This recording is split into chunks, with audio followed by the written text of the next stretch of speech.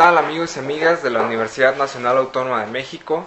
Nos encontramos en la Facultad de Economía, en el aula magna Jesús Silva Herzog, la presencia de Kari Polanyi. Bienvenida. Esta entrevista va a ser realizada en inglés, así es que pues todos preparen su segundo idioma que tanto hemos estudiado y pues vamos a platicar un poco en inglés el día de hoy. Kari, welcome to Grado Zero. We are very excited to having you in the program, and we want to make you a few questions. The first is talk a little bit of your father, called Polanyi, and we want to know what is the influence of his knowledge in the actuality. Well, first of all, let me take this opportunity for telling you that I am so impressed. I am so impressed by your university, by your economics faculty, by the economics research institute that I was taken to by Alicia, and by the energy and but it is an energy and a work that is being done here. And what particularly strikes me is that the university seems to be a conscious institution for serving the society and for solving the problems of the society. I hope I am right. I think I must be right. And this is a function of a university as it should be, and unfortunately, this is not how the universities are now in North America. They are there to produce degree factories, diploma factory, for the benefit of students, but the university administrations don't show any sign of concern for society. So, question one about my father.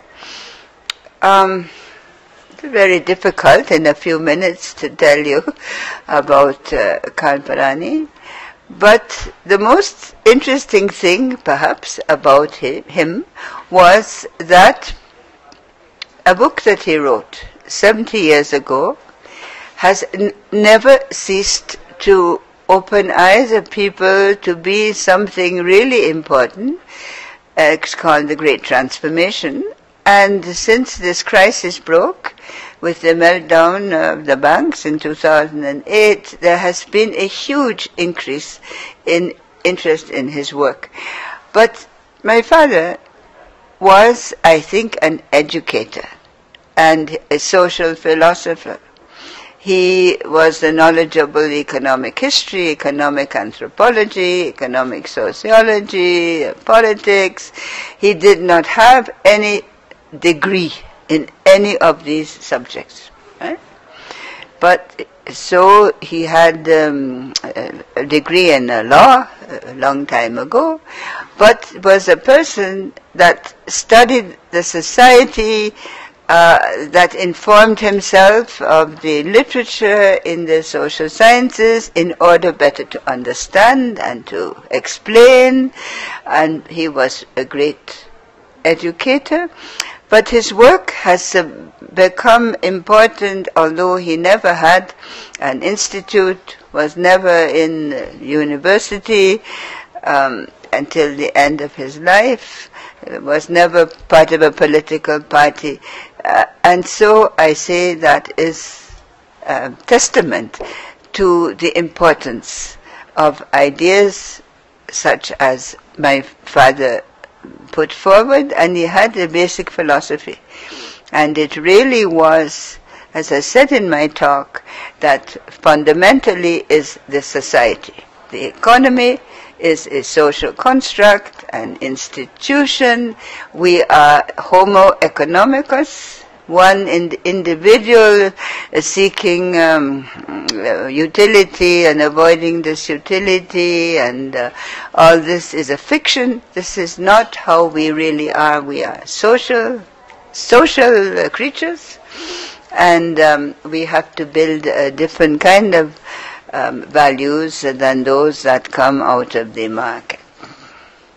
Well, here in your visit of Mexico, you gave us a lecture and you talk about Polanyi, Keynes, and Hayek, and you say that Polanyi identifies some ideas that are good for society: pluralist democracy, national independence, or freedom from the imperialism, in industrial culture, and many other ideas. And the question is, how can we realize these topics to give a better, to take or to have a better society? That's a very difficult question. I take the four themes which you just mentioned, the four themes which you mentioned, and I think we can learn a lot by following the themes. He puts a great importance on democracy, pluralist democracy. That is more than just a representational government that we vote for people once every 4 years or 6 years or something. That means that there is a participation of decision making within the population of various kinds. The second point is very important, and I think it stressed the importance of the nation as the basic unit within which we live, politically, socially, and culturally.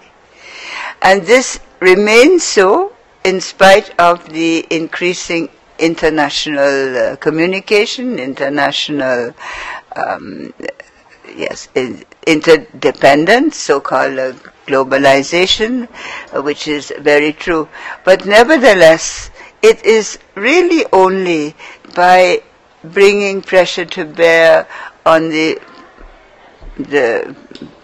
at the political level within the country that we can ever affect change. And if pressure is not brought to bear by social movements and demands, there will not be any change. And the governments will continue to be basically in alliance with all kinds of monopolists and business people and financial interests, which is not democratic. But the last point he made, I would like to stress, and it has to do with, I think we must return to basic issue in economics of use value and exchange value. It goes back to Adam Smith and Karl Marx or wherever. But we have a situation really where the market puts a value on some services in particular, which obviously are completely ridiculous. They in no way reflect the usefulness of the traders in the stock exchange, the bonuses, $1 billion bonuses given, etc. At the same time, the market undervalues services which are absolutely basic, especially services of care, services in the home, which are not valued at all. I am not making a case for wages for housework. It's not the point. I'm simply saying that the system in which we think in economics grossly distort value. And we have to come back to some way to bring some sense into the valuation. There was a time when in factories the boss would earn maybe 10 times more than the lowest employee. Okay, but this now has gone to 10, to 100, to 1,000, to some ridiculous income disparities that have absolutely no counterpart in social valuation. So I'm saying that it's a problem economists should think about it. You know, the future is for you people, young people, and you have to introduce some new ideas into economics and not be afraid to appear to be uneducated by posing basic questions.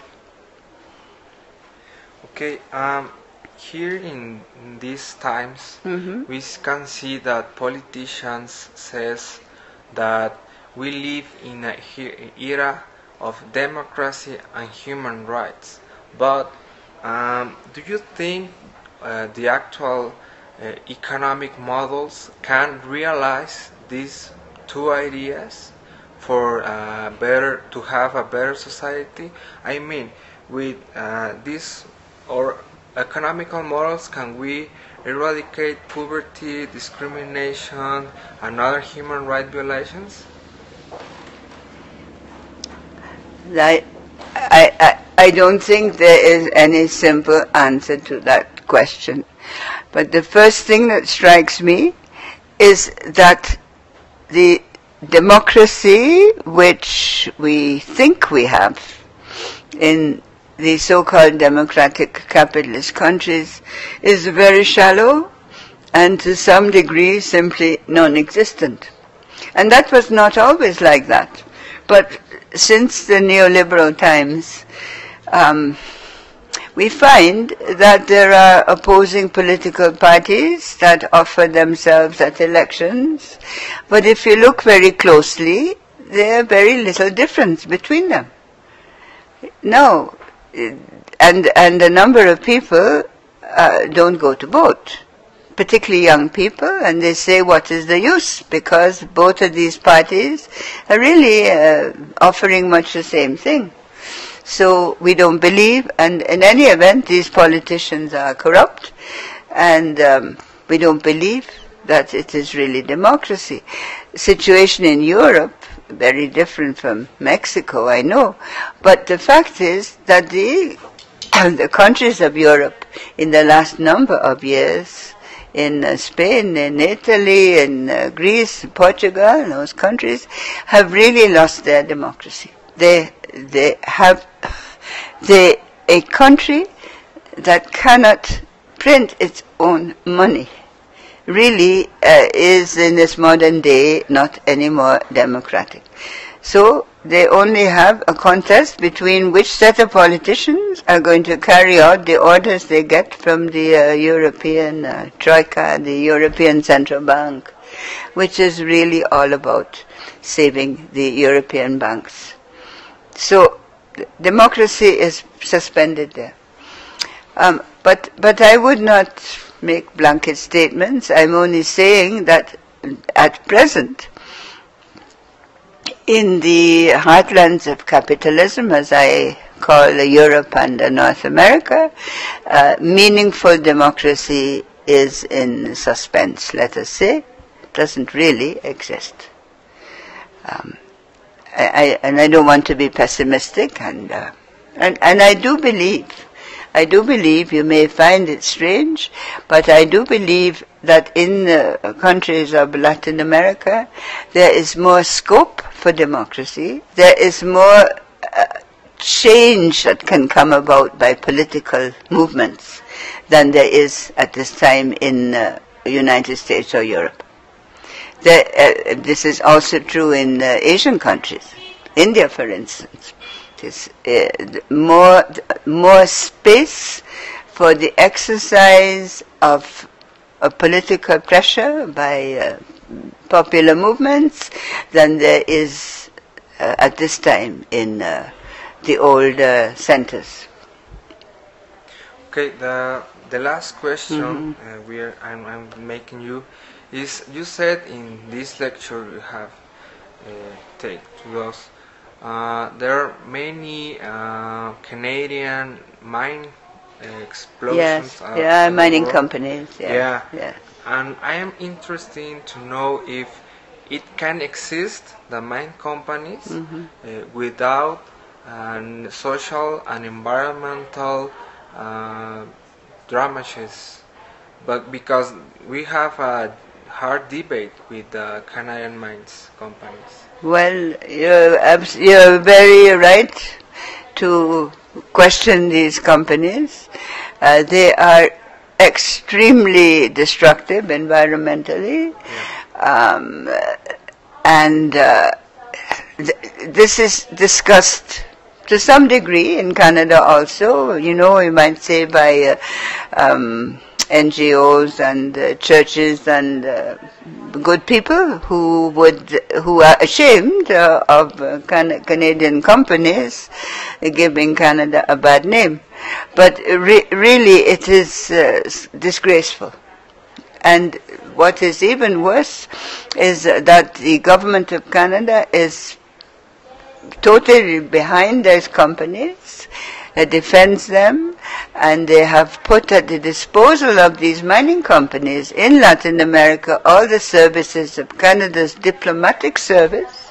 Its external relations have been told that what they have to do is to facilitate the Canadian business abroad, including in Latin America. And we have a very, very reactionary government there that supports the companies, and I hope that you can be successful in stopping them. Well, thank you very much for the time you give us. We are very thankful with you. And I want to know if you want to say some words for the public. I don't know. I think we've said enough. But okay. Thank you very much for the opportunity. Thank you.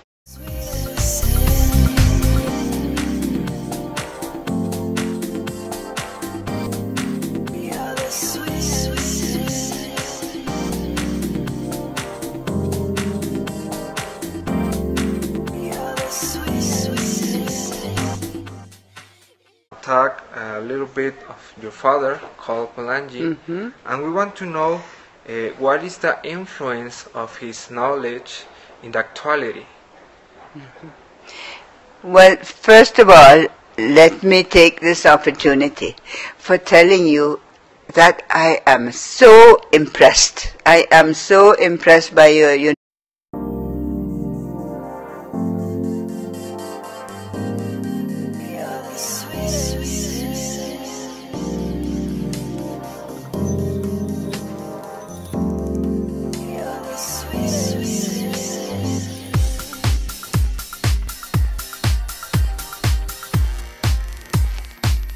University, Bioeconomics Faculty, by the Economics Research Institute that I was taken to by Alicia, and by the energy and but it is an energy and a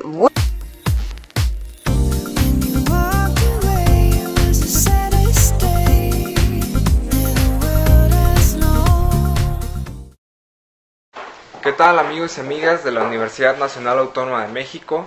Nos encontramos en la Facultad de Economía, en el aula magna Jesús Silva Herzog, la presencia de Kari Polanyi. Bienvenida. Esta entrevista va a ser realizada en inglés, así es que pues todos preparen su segundo idioma que tanto hemos estudiado y pues vamos a platicar un poco en inglés el día de hoy.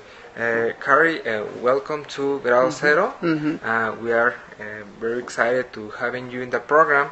And we want to make you a few questions. The first is